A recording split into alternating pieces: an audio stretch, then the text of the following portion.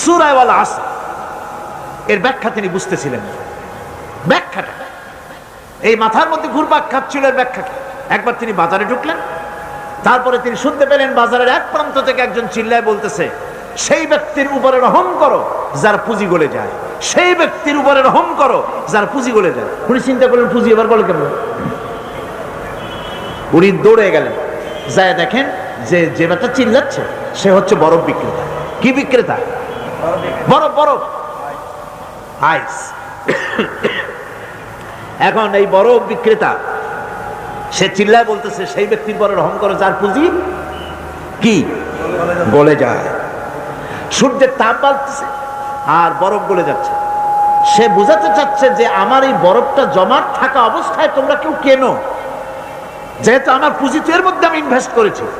এটা যদি পানি হয়ে যায় তো পানি তো কেউ কিনবে না, এটা তো যেখানে সেখানে পাওয়া যায়। বরফ পাওয়া যায় না বলেই তো আমি বরফ কিনে আনছি। তোমরা আমার প্রতি দয়া করো, তাড়াতাড়ি করে বরফটা কিনে নিয়ে যাও। ইমাম রাজি রাহমাতুল্লাহ আলাইহি বলেন, বুজুর্গ ব্যক্তি চিৎকার মেরে বললেন, আল্লাহু আকবার। আমি কিন্তু এই বরফ বিক্রেতার ঘোষণার মধ্য দিয়ে সূরা ওয়াল আসরের তাফসীর আমি বুঝে ফেলেছি। তার মানে হলো বরফ বিক্রেতা যেভাবে বলতেছে, সেই ব্যক্তির উপরে রহম করো যার পুঁজি গলে যায়। আমারও তো একটা পুঁজি আছে, ওই পুঁজির নাম হায়াত। প্রতি মুহূর্তে আমার পুঁজি তো গলে যেতেছে, আমার পুঁজি তো গলে যায়, প্রতি মুহূর্তে কমে যেতেছে। আহারে, এই পুঁজি যে গলে গেল ধরে রাখতে পারলাম না, এই জন্য কিছুই তো করতে পারি নাই।